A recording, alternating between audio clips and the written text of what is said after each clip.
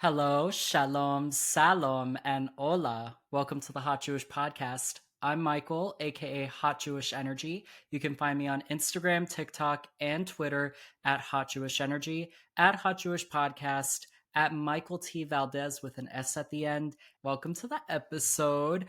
I haven't been filming for a few weeks. We're going to give like a real time update. I haven't been filming. I had to reschedule some episodes and it's just been so hectic. And this is I think it's going to be a really, really fun episode today. And wait, I didn't even get my Dear Diary entry. Dear Diary entry. Welcome to Dear Diary entry. LGBTQ plus rights.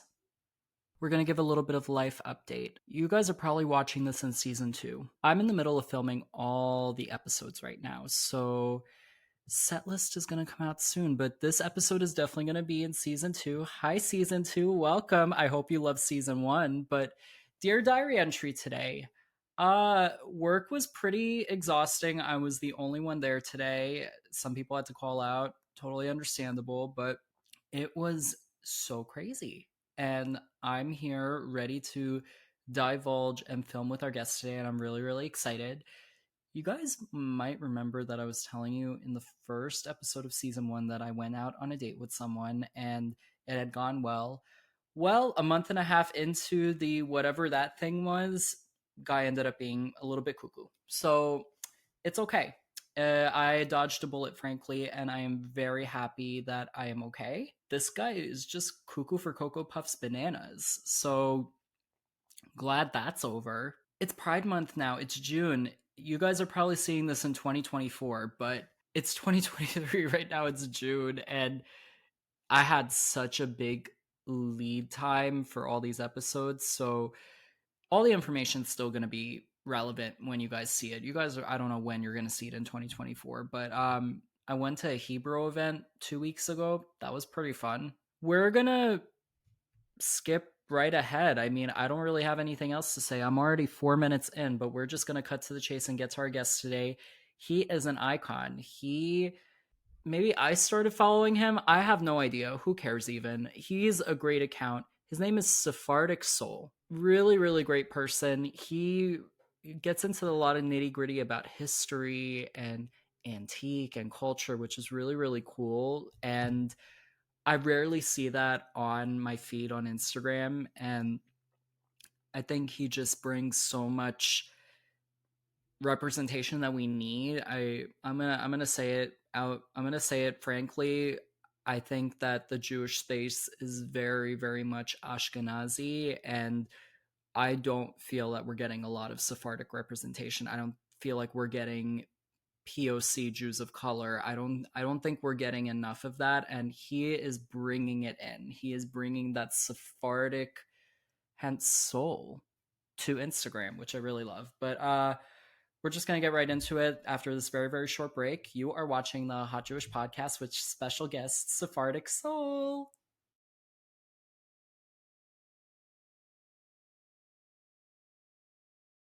Hello, everybody. Welcome back. I'm here with Sephardic Soul. Welcome.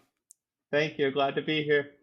Uh, he looks very, very dapper today with those glasses and the shirt. What pattern is on the shirt? Floral.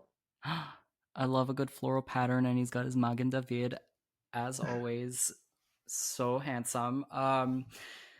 One thing that we have in common, we're both Northeast, which in the US, and we both had to experience the fumes that we've been having this week, which you told me that's why you're kind of putting on the shades today. Kind Yes, of, yeah. my allergies are acting up, so Oh my god. I was in the city on Wednesday and it was like apocalyptic. It was very, very weird. oh, I saw it. It was It unique. was bad. Oh, it was unique. It was a once in a lifetime opportunity. But so Jersey, you've been there all your life. You grew up there. What was it like growing up in Jersey? What was your family like? Heritage, area that you were in? So from my Jewish background, let's just start that I call myself Sephardic Soul. We all know what Sephardic means, Spain and Portugal, right? But now it includes so many different things. My background, let's just start with that. So my background is Polish Russian, also German, and then from that side, my German side, my mother's mother, my great grandmother, her family came from Spain. Oh So wow. that's where I get the little bit of Sephardic ancestry. I've never had anybody ever think I was German or really Russian or Polish. They always thought I was like Italian. This is a very Italian state. So I got a lot of that. And then like different things like, Iraq, Egypt, Turkish, even Indian, actually. Yes. It- Uh That's so random, but okay. yeah. But in terms of where I grew up around Teaneck, super Jewish. Mm, And yeah, I mean, from there, I think the big thing for me, and I'll just bring this in with this question, is with my bar mitzvah. I grew up pretty, I'd say secular as a Jewish person. I think the big things with my family were like not having pork, milk and meat, things like that. There are certain things that you kept as a Jewish person, and restrictions that we kept, but not Haredi, not modern Orthodox, not anything like that. Just I'd say pretty secular, even with those things that we did, holidays. It wasn't, and then we went to like conservative synagogues. That's what they did, mm, my parents. But at the time of becoming bar mitzvah, they wanted to, well, conservative, I think they were having a tough time finding like the conservative, and they didn't want to do reform, and they saw Orthodox as the best option. So they found Chabad, and so my bar mitzvah was with Chabad, and I wasn't like the biggest fan, I'd say, to be honest, of that period, because we didn't grow up super like religious like that, so it was a bit of a culture shock. mm, And I'll never forget, um, at the Chabad, there was a woman who was speaking Spanish, and she might have been Israeli too. I don't know, but mm. she that like struck at me, and I asked like my mom, like, oh, that she's speaking Spanish, like, how can that be? Like that's not typical Yeah, it wasn't of what we something that you see. were used to. Yeah. Yeah, so she told me, oh, well, yes, there are some Jews who speak Spanish, they're Sephardic. My mother knew what that was. And it's funny because at the time, going through all this stuff, for some reason, my mother has had this book. We still have it.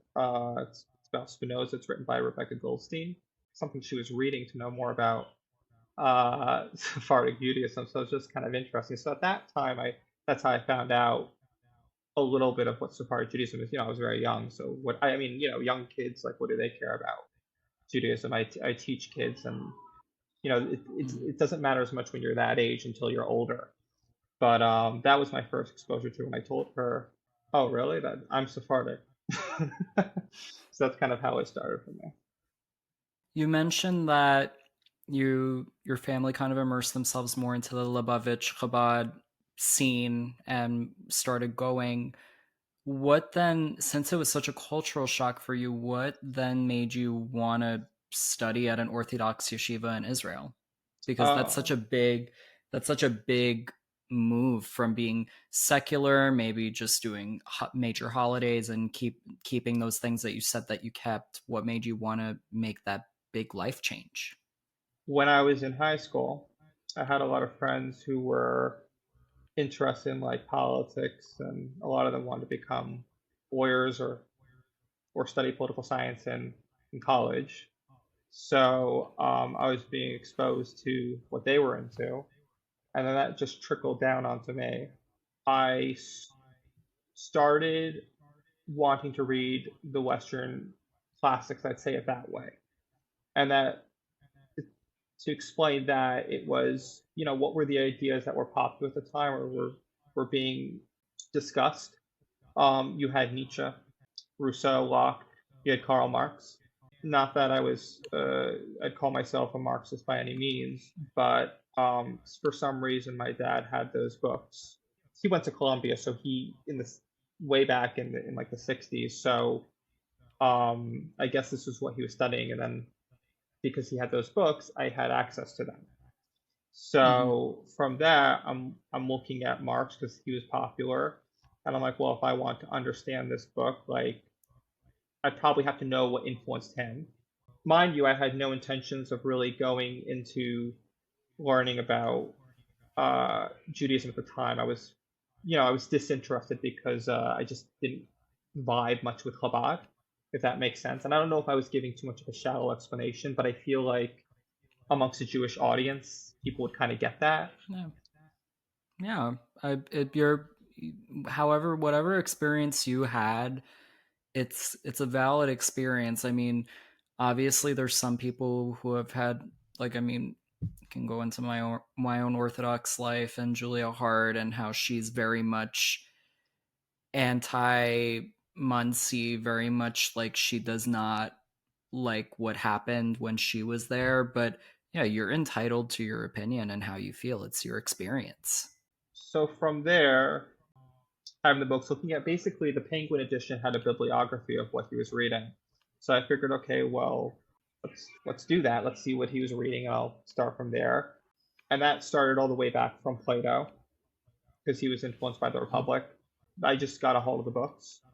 My parents bought me some. I used to do like little campaigns, like they would have political campaign. Being like 17, 18, it's like there weren't much.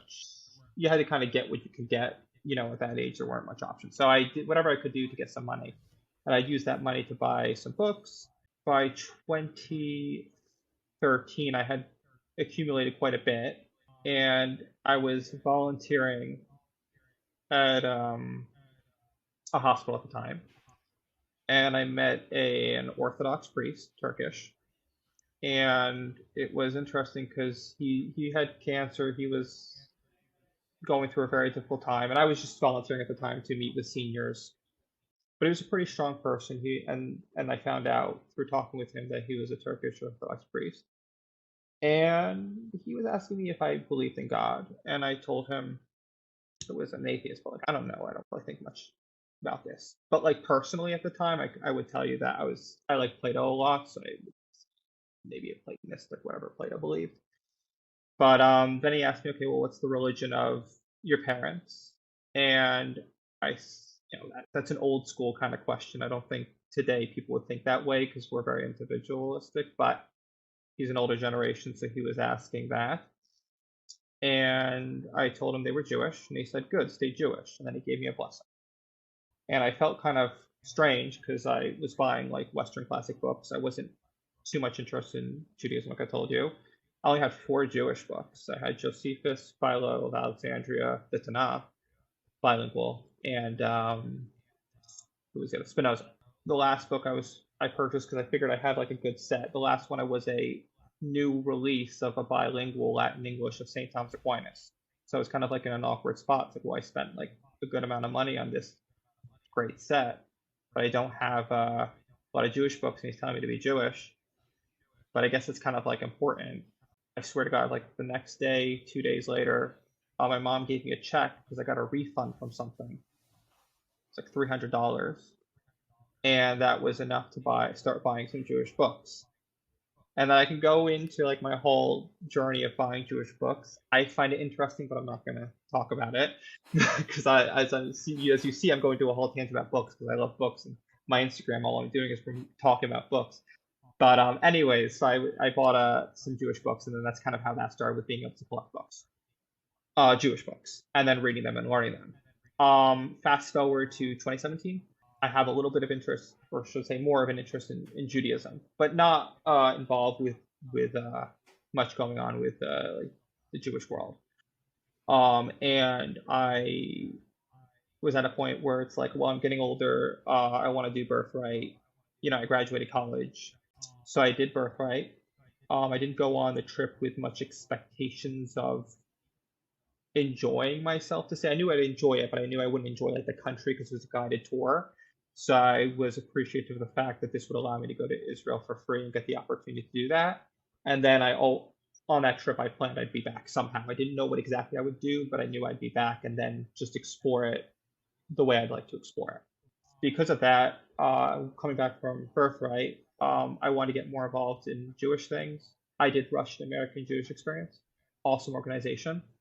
From Jersey to Brooklyn, I think it took me maybe 3 hours. I would take public transit, but I do that. I'd read on the way there. I learned a lot from them, and I was going to do an internship in Israel too, and that was through Birthright. And between the two, I told one of the rabbis I was going to be in Israel for like 2 months on an internship. And he says, "Oh, great. Would you like to do some time in Yeshiva as well? Would you like to go there?" I said, "Sure, why not? I'm interested." And I knew I was going to be getting myself in a completely different culture than what I was in, but it's still Jewish. It's maybe different from my life at the time, but this is what Judaism is, and I want to learn more about it. And so I was very grateful for the opportunity to learn in yeshiva that this really nice rabbi, who I'm still in touch with him, offered.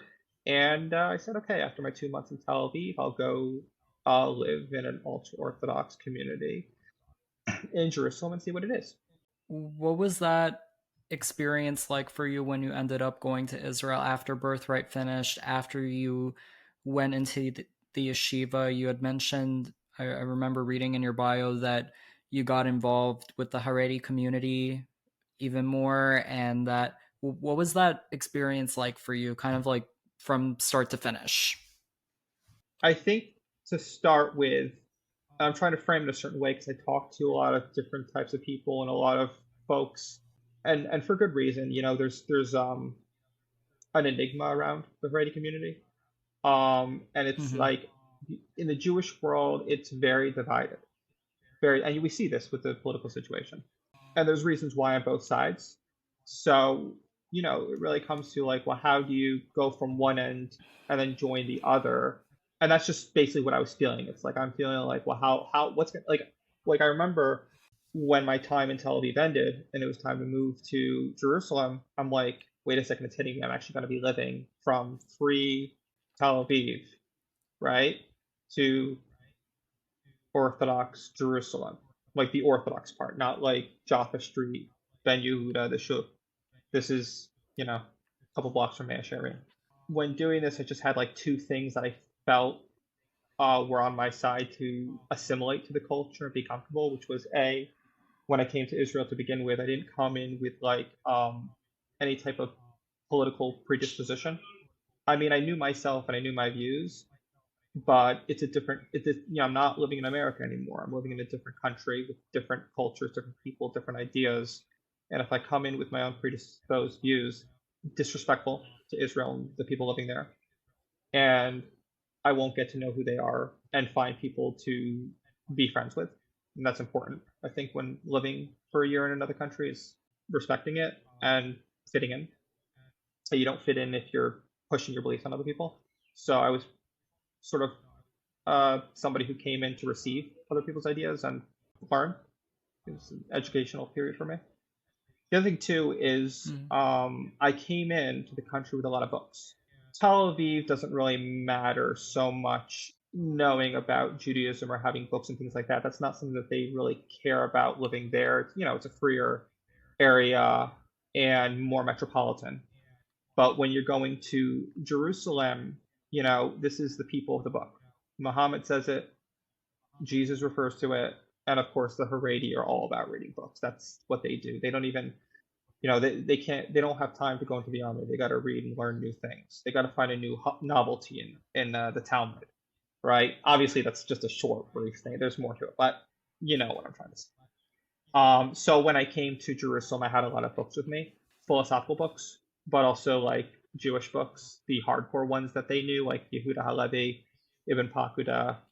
Maimonides was with me too. So I just felt like when I come to this community, if I'm focused on like common ground topic that these people appreciate and that I'm interested in, I'll be fine. So when I moved to living in the religious community and going to yeshiva, I was very much holding a book with me wherever I went, and the people there take note of that, and they really like that. And when you show like a respect for their culture, which wasn't hard for me because I found it interesting anyways, because I like these books, I was so happy living there. I was so surprised. I was so scared about moving in there because I'm not. I don't. I'm not Orthodox. I wasn't born into that fold. A lot of people in the Haredi community are born into it. People say, "Oh, I have 16 brothers who live in that town. Do you know any of them?" It's like, and then they have like more kids and stuff like that. So everybody kind of knows everybody, and they're all related. And then here I am coming in, and many other people were like me too, going into the yeshiva because there's a lot of people on the east moving in. So you learn these things, and you find the communities sometimes they can be a little tough, but they were very nice, and I really liked living there. I'm glad that you were able to have that experience because a lot of people, unfortunately, they don't, and it can be a little bit tricky, and they can kind of feel not as welcomed. But it's admirable that you found your way to weave around and make it work. And it wasn't you forcing yourself to do that. You actually enjoyed it. I don't think I would be able to do that. I went to yeshiva for like 8 or 9 years. I was in Orthodox yeshiva, part of it in Lubavitch Chabad, and then the other part in just straight Orthodox yeshiva. And I was a good student. I read the books. I did what I needed to do. I did my chumash. I did my navi. I did davening and everything, and whatever I needed to do. And my teachers loved me because I was a good student. But I just never found interest in it. Because it was just getting shoved down my throat. Did you feel that since it wasn't getting shoved down your throat, you were able to allow yourself to absorb it for your own personal enjoyment? Well, I'm glad you brought that up because I don't think there's really a difference between, and I talk to people all the time. We're just talking for the first time, but if you got to know me more and we talk more about this is something that I love talking about, and so many Jewish people will talk about, which is like, Judaism, and then what appears to be the ultimate form of it, which is the Haredi community. I think there's this right now, things are changing because people are able to see more of different aspects of Judaism and the actual history and culture, and come to terms also with the fact that the Haredi Judaism, no disrespect, but the culture really stems from something that's like about 200 years old. It's really heavily influenced by Hasidic culture, which had good intentions, but regarding like being forced, what's the term you use, like you said again, having it like shoved down your throat? I mean, that's a great point. I mean, that's a little graphic. No, I mean, it's not graphic. I mean, a lot of people feel that way, and that's how it is. That's how these people think in that community. It's I remember one of my friends there was telling me, we went to the wall one time. I'll get graphic if you don't mind. So we went to the wall. We went to a part of the wall that was the, what do you call it, co-ed? Men and women can go. This is in 2018. I was there. A rock fell from the wall. And he says, why a rock fell, right? I'm like, why did it fall? And he tells me, because men and women shouldn't be together, right? And Hashem's upset. And it's funny. I'll let you talk. I'll stop for a moment. No, continue. So, I was around a lot. Again, I told you I was going into a completely different culture. I was living in Tel Aviv. I'm around Tel Aviv's a gay community. Let's be real. It's a free, and I say this because contrasts. Yeah. We're in a different. Do you identify? Are you a part of the community? A lot of people have asked me, and I think you know the answer. And anybody who looks at my page knows the answer. And the answer is yes. I just want to make sure. I don't want to assume. By the way, it's not like the first. I had to do some digging. I was like, wait, and then I saw hashtags and I saw gay, and I was like, is he? Is he not? I don't know, but we'll find out. But okay, hi. Pride Month, indeed. Happy Pride Month. No, continue. So now, now this to go into more depth of me living there as a gay guy, that would go. There's some good stories there, but for right now, Jerusalem, Haredi community controls most of it, and if you go to tours, they'll tell you, oh, this area used to be like this, but now it's becoming more and more and more Haredi, and so going, that. Then that's the mindset, and then here we are at the wall where you have a rock fell, which could have happened because things weren't taken care of and there was lack of maintenance, or it could be because Hashem is upset with co-ed, and I'm sitting there, and I'm often in these situations. And I said to, what did I say to the guy? I said to him, I think I said just that. I said, that could be the case, and you make a good point because of what we read. But we also read the fact that, in Jerusalem and Jews living in Israel, you have to earn your keep, and it could just be that, like I told you, no maintenance. That kind of conversation, that kind of thought was pretty common, as you know, and going into living in Jerusalem, I'm not here to for myself, I'm here as a visitor and here to learn. I'm not here to really Mhm. challenge the establishment, but they also, there's folks in the community who are doing that already in other ways, and I can go into stories there if you like. I want to get more into you being a gay man in Jerusalem in an Orthodox yeshiva surrounded by Haredi Jews. Tell me about your experience. I don't think I don't think in that world they know what queerness is. I don't think Hmm. it's something that they look for. You could wear, unless it's something that's the gay pride flag. That's a political symbol in a sense. It's a symbol that's easily recognized, so they would understand that. But if it's the besides that, I don't think they can recognize it. I don't think that's something that Hmm. they see. I think it's a split between with the Haredi. They don't think anybody's gay. They think it's a choice, which means you could live in the community as somebody who's gay, keep it private, Yeah. and do whatever, but they'll still think that you're gonna be married to a woman and have kids. That's what. But on the other end, if you're very westernized, come from Europe, South Africa, America, whatever, and you know what it is, and you come in with like those prejudices uh, against gays. They will look for little things. They will recognize things. Does that make No, sense? Does that make sense, or no, it am does I make speaking too sense. vague? It's interesting that they have, I mean, I'll definitely have to do my research on it later, but from what you're telling me, they don't believe that it's something that you can't change. Meanwhile, it's interesting with Chabad and Lubavitch, they recognize that queerness and gayness is something that's not of choice, which is, I was reading about this because there's always that argument of that, oh, does Judaism accept being gay, being queer, part of the community? And it's like it's like a yes and a no answer. It's like, yes, in a way it is acceptable because it's something that you can't control, but it's not acceptable because doing relations with man to man, woman to woman, whatever BS is an abomination. But then they talk about that, oh, but being having like a romantic, it's very complicated. And Melinda Strauss, she was explaining it a little bit. She did a post about it because Pride Month came in, and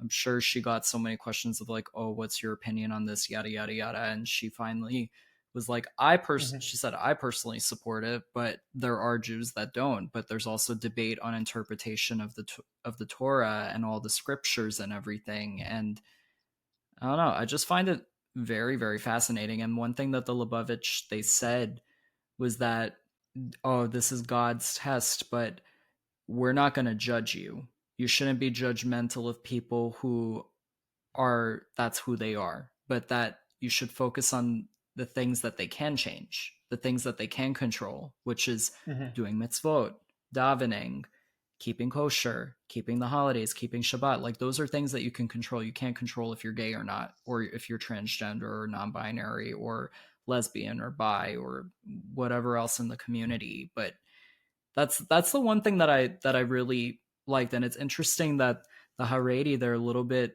more on the line of that it's a choice, especially when the Lubavitch, they're very, very observant and they're willing to see light in it, if that makes sense.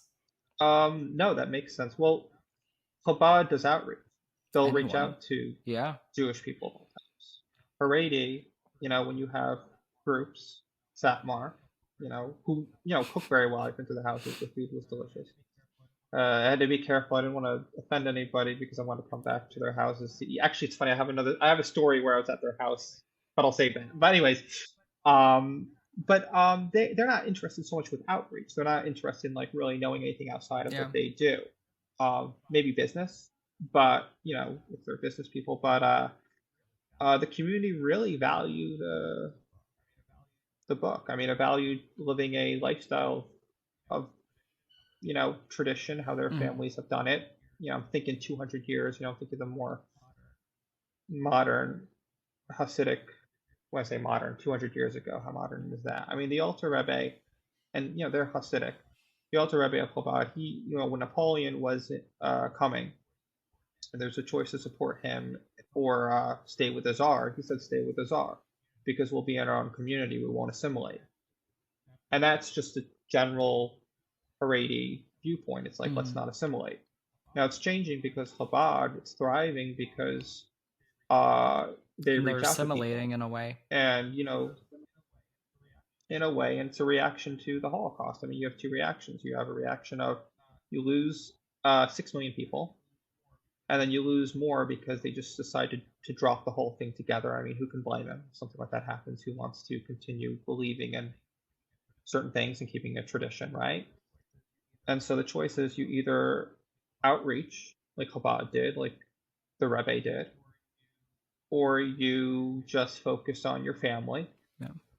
And your family grows into community, and your community grows into a society, and that's the other way of handling things. Yeah, I go to Lubavitch Chabad for shul, and my rabbi, I have to say, Rabbi, oh, he's the best. He's just, it's that ideal of assimilating and becoming with the times, because when people think of Orthodox, they think of Lubavitch, they think of like, oh, you're set in you're like 50, 100 years back. But at least for him, he was able to make it appeal to younger people, because it's really tough having all of these Jewish customs and laws and everything appeal to the modern times, appeal to modern people, young people like us. And yeah, I definitely see that with Chabad. They're doing a pretty good job. So you stayed in Israel for how long were you there in total? I say a year, but the months are January Okay. 2018 to mid-November, or no, late November. So did you ever have an urge to make Aliyah, or you were kind of just homesick and you wanted to go back home? No, I did. I was going to make Aliyah. I got all my paperwork together, paid the dues. That's when I came back. Living there, I met a lot of people, made a lot of great connections. I was going to go to school at Technion, but COVID changed that. So Oh. yeah, Mm. and then personal things. My mother got cancer, Oh. and this is during COVID, so she got that. I mean, circumstances. I'm just gonna stay with my mother, take care of her. When with COVID, she actually ended up in the hospital, and she had low oxygen. Mm. I thought she was gonna die, so I only had two friends to call. I don't know how this is gonna sound, but it was basically like if she passed at the time, which I thought she was going to pass, it was like, well, that was not going to be emotionally good for me, but I was going to move to Israel after that, just do what Yeah. I had to do with my mother, and then leave. But thank God she didn't pass. And I stayed with her throughout her recovery, and it took, about a year, but she's doing very good. She's in remission. From the tests that have come back, yes. That's good. Yeah. Okay. So she's fine now, but They caught it early. I didn't quite know the stages, Mm-hmm. but it sounds like they caught it just in time to get rid of it, and then it was breast cancer. So My mom's a breast cancer surgeon. I was gonna ask. She operates out in the Hamptons over here, and yeah, I always ask when someone has a family member with cancer, because my mom deals with it all the time. I mean, unfortunately, she's had some people that just sometimes it's too late. But then most of the time, thankfully, because now technology and medicine is like phenomenal, they're able to catch it so early that you're able to just live a normal life. But that's good that they were able to nip it in the bud very quickly. That because breast cancer, especially for older women, it sucks. It's really Yeah. really bad. Oh, I mean, I'm not going to get into the details, but yes, it was. It's very. It's different when you hear about it. Mm-hmm. You know, people talk about it a lot, and we hear so many things nowadays. So it's like, no, you know, you don't. What are you to think? But when you're going through it, and when you see it, and when you meet other people who have been through it too and know about it, it's a different conversation. It's then the conversation gets much deeper, and there's a lot more empathy and sympathy. Yeah, it's. I mean, I've seen it. I've gone on. Not, she does nonprofit work in the Dominican, and Oh wow. yeah, she. When I go with her and I see all of these women who just they've been neglected medically, it's so sad. And then some of them, it's just the cancer is so advanced. It's like past stage 4, like it's to a point where you're just like, how many months do I have to live now? And it's just really, Yeah. it's really tough. But yeah, well, now you have another person that you can talk about it with. I get it. I mean, thank God, I knock on wood, my wood floor. Yeah. I thankfully don't have anything now in my family, but I get it on another level. I get it. And I appreciate that. Yeah. I'll tell you something, just Mm-hmm. one more thing Yeah. about that. Like, you know, I publish a lot of stuff online, right? Like, never published or talked about this publicly. Oh I'm wow. telling you for the first time because it's a while later and I feel more comfortable because Mm-hmm. my mom is fortunately in a good position. But I know some folks Yeah, still talk about they it. keep it private. Some people. Yeah, yeah. It's a tough thing. This It's a very private thing. and you don't want to like something good happens, right? She lived. She's doing a lot better. I'm grateful. You Mm. know, a lot of my pictures are put to Philin on. You know, I was putting on to Philin quite a bit when that was going on. So But this that's actually personal. gets into, so now that you didn't make Aliyah, COVID happened, you had that hard time with your mom. What brought you to creating Sephardic Soul, having this whole online space where you're able to proudly show the books that you're reading, the antique that you're collecting, the frankly a lot of the culture that we don't really see in the Jewish online world? How did that start for you bringing that online? In 2017, after my birthright trip, I was hanging out with, you know, the folks I was with. This girl, pretty girl, smart girl, right? She says she's, you know, she's on Tinder. I wasn't an online person, right? I had a Facebook, never really used it, posted once in a blue moon.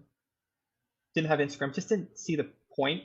But going on a trip like that, being in a situation where this girl's saying, I'm looking for, you know, a relationship online, right? And saying, you know, you got to be online. You just don't meet people in real life anymore. Just hit me, because it's true. A lot of things are online. A lot of people learn about like meetups online. They meet people online. And you know, think about it, LinkedIn. You know, you use LinkedIn so that way you can get a job, right? You use it to show what you do. It's the same thing I think with a lot of these apps. It's all about meeting people, showing who you are, networking, making friends, all that sort of keeping in touch with friends. Nobody's writing letters anymore. Back in the day, you know, people wrote letters Mm, and then they Christmas cards or whatever. Now it's post on Facebook, right? yeah. Tag your friends. With that, my friends from Birthright also like, you know, were on Instagram and then they wanted me to get one. I said, okay, fine. So that's kind of how it started of me using the app. And so like a couple of years later, 2019, 2020, you know, you know, back in the States from my time in Israel, I had a bunch of pictures of myself wearing tefillin and just like my travels, I never posted. Mm. And I was just getting nostalgic, and I just also saw, like you're saying, like there's just wasn't a lot of Jewish content online. It was just hard to see, hard to find, especially at that time. Now it's, thank God, it's more, but at the time, it wasn't super prevalent. The most you'd really see, I think, I could be wrong, but the most that I saw was a lot of just Israel. They Yeah. put a lot out for tourism, Tel Aviv, things like that. So they were doing a lot of things with that, but you didn't really see anything putting on to fill in, showing yourself a little bit more religiously.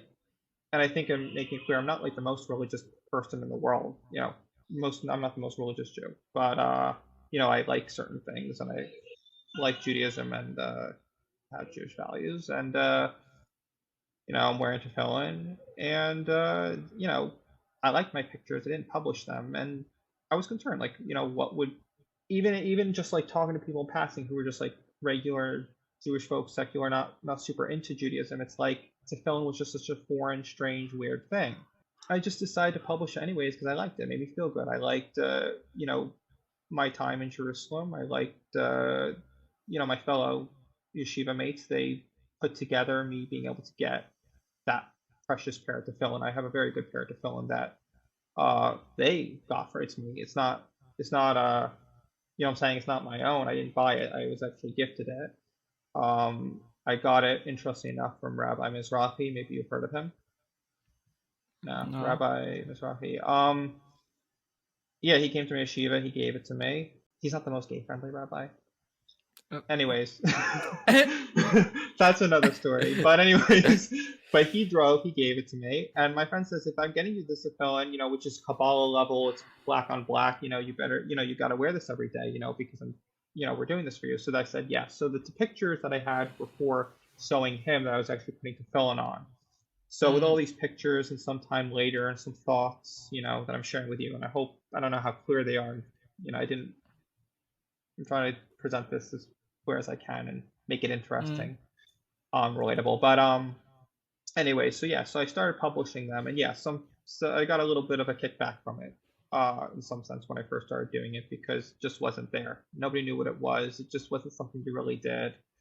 But I wanted to publish things that were just more something that things that I liked, publish things that were just more Jewish, because it just wasn't really there that I was seeing, and also like, to build up like an online identity for myself of my own values, so people could also see that too. So it's a bit of a mix of reasons why I did it. I changed my name to Sephardic Soul, because I was always, with what I was saying to you earlier, with the books, what books was I getting to learn about Judaism? What books are the most, like, I guess, open-minded and inclusive of Jewish identity?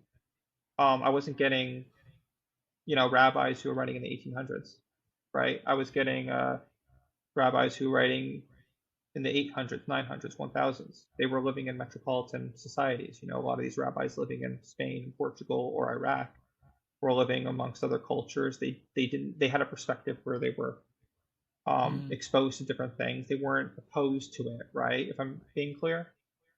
Yeah. So with that being said, I just resonated with that. So I changed my name to Sephardic Soul because of those rabbis. I felt their views on Judaism I liked and were easily approachable and relatable, and started posting just my own Jewish content. But I was also copying what Israel was doing, like with like the happiness and the Israeli style. I was kind of mimicking while doing it. So I was just putting that all together, and that's pretty much how it started. And then with a little bit of kickback, it started growing. People liked it, and I looked for other stuff that was similar to mine. At the time, I didn't see, there were a couple accounts, but it wasn't so much. Now it's a lot more. Now it's so different. Well, it's, I think a lot of people chimed in or jumped in May 2021. I think that's a story that a lot of different Jewish content creators and influencers have, that things really shifted at that time, especially for me. That's when I started posting. That's when I started being more vocal about our experiences and what's going on, and kind of shedding light on all the annoying stuff that people were posting and all the misinformation. And I love that you're able to bring a more lighthearted side to Jewish Instagram, if we're going to call it that. I think, yeah, Jewish Instagram. Because it's just, a lot of the time it's kind of dark. A lot of the time it's kind of sad, angry. Yeah. Yeah. I know exactly what you're saying. Especially on my end, because I'm more in Jewish news, humor, culture. Yeah. Like I'm in more of like this talking about what's happening now. And it's kind of hard to escape that, but your page is a place that I go to where I get to escape a little bit and get to see something a little bit different from what I'm normally seeing on my feed or that I'm normally talking about, because it gets kind of anxiety ridden sometimes. I talk about it all the time, that I at least try giving it a little bit of humor, a little bit of lightness, but it's still dark stuff. But I love that you're that corner that just, you don't really have to, you can just kind of check everything at the door and come and enjoy something that's not so present in what's happening now. It's kind of like taking it back a little bit, maybe going back in time a little bit of nostalgia. Yeah. Which I'm sure a lot of people that are watching or listening love too. Well, I think I really appreciate that a lot. I think the key word for myself and what I do in my personal life, like I do a lot in my personal life and then I post some of it, is the key word is anti-Semitism. And I think that a lot of people identify their Judaism with that. You know, I'm well aware, we're all well aware of what that is, but I think Jewish identity shouldn't be defined by that. I think it should be defined. It's more than that. Yeah. And I think that, like, like with what you're saying, I mean, just want to be real here and like state my point of view is that I think there's just too much of Judaism in the sense of anti-Semitism. And it's not a fair point. I mean, it's important, but I mean, I have that ideal too of that we just kind of need to laugh a little bit. I mean, some of the stuff that's happening is ridiculous. I mean, it's sad, but some of it's just like batshit crazy, like all the shit that people are saying. And I just laugh because what am I going to do? Cry? I mean, I've cried enough in my life so far. I'm probably going to cry even more. Why am I going to cry about something that's so stupid that I can just laugh about it, make great content, get views, get people to join in on the fun too. And and I love that you're able to do that way more than I am.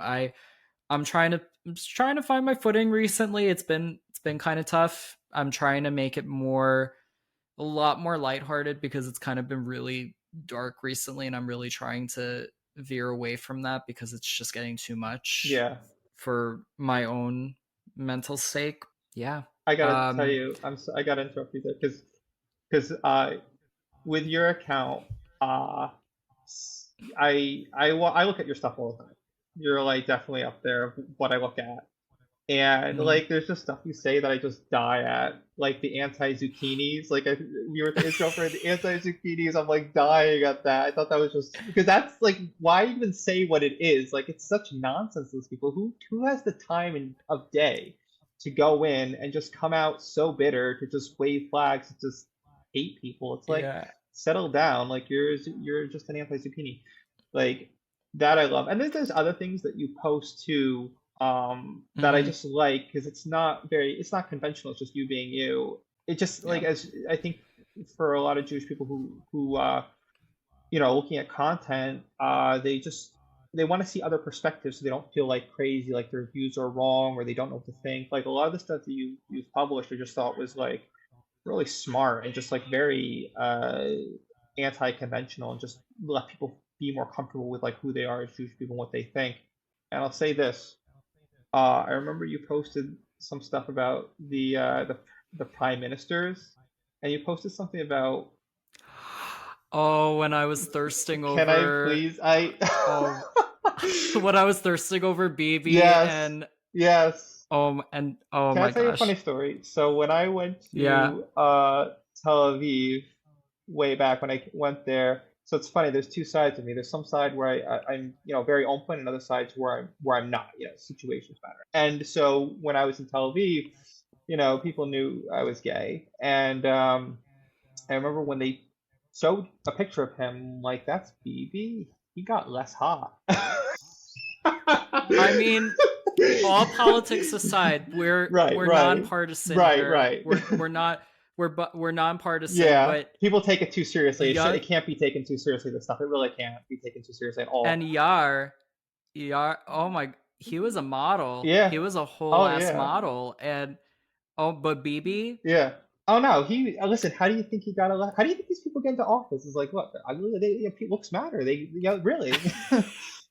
I mean, if we're gonna be honest, most Israelis are very, very good Very looking. good looking. Very good We'll give looking. them that. I mean, look at Noah Kirel. Uh-huh. Like she's Gaga Dot, drop dead Yeah. gorgeous. But that's besides the That's besides point. the point. But people are thinking it. That's the thing. You publish things that people are thinking, but they're not saying. That matters. People aren't saying it, but I they're thinking it, and and people were thinking that for a very long time, but nobody was saying. That's how Jewish Instagram grows, right? Like you gotta the things that you're thinking and can't say, somebody's gonna say it. You said it. It's yep. funny. That's why. I gotta go back on that. I haven't talked about. Oh, cause, I mean, there's only so much you can go into yeah, it, but because people take it too seriously. It's humor. It's like Joan Rivers is a great example. So oh, she's a legend. She'd say things, and I'm oh, she was mean. she She was was mean mean. She sometimes, was but mean. But who hates her? Because she'll always tell you. She'll remind you she's a comedian. That's what she does. And she yeah. and she. I'm not gonna get into Joan Rivers, but I sent you my celebrity who I liked. I put her Oh up yeah, there. Her you had a I didn't you had want the to be most out of boring. anyone. I didn't want to be boring. I No, wanted. you had. I was when you sent it to me because when other people sent it to me, they gave me like maybe one or two. You gave me like a whole thing, which I read through it and it was really cool. I was surprised Joan Rivers because not a lot of people say Joan Rivers. I personally love her because I watched Fashion Police when I was growing up, Mhm. which was one of my favorite shows. And when she passed, it was like it was a very loud Oh, I noise in couldn't. the I community. I was Yeah. I was very like everybody very upset. Like that she died too soon. Died Yeah. too young. Yeah, it was a very freak thing. It was a very, very freak accident. And She died as she yeah, lived. Fashion Police died after that too. It was so sad. Yeah. They tried getting her daughter in it. They tried getting all these different people in it. I was like, the You whole can't. thing was Joan It was her. Rivers and Yeah. her being outlandishly crude. Like she did not hold back. Sometimes controversial, but Yeah. But yeah, she was that's just this yeah. is in America, listen, not everybody's going to agree with everybody. Like what I was telling you in the beginning when I went to Israel. Maybe I'm going to be controversial saying this, but I'll say this. Like there's an Israeli-Palestinian conflict. That's a fact. Two Yeah. sides don't get along. Fact. But I'm not going to bring the baggage over when I go over. Secular Haredi conflict. That's a fact. They don't really get along, and ideologically, it just doesn't blend. No matter what you do, it doesn't blend. But you can appreciate the beauty in the division because you get so many perspectives and so many cultures. And I think of it as Monopoly. You can either just land in jail or just visiting. And for me, I'm just visiting, and I'm gonna view each side and appreciate it because this is my time to enjoy my heritage, my culture, my country, and meet all the interesting people. And I was with I went to Jerusalem Pride. In Jerusalem, I did the stuff you do in Tel Aviv. Mea Shearim, I told you the story about me walking in with like swim trunks that were pea shorts through the neighborhood. I went to the Palestinian areas. I hung out with some Palestinians. It's just that's just what it is. Not everything's going to be a monolith. It's going to be different cultures, different people, different perspectives, and just enjoy it. Yeah. I don't know if that's too And preachy. I apologize if I'm too preachy.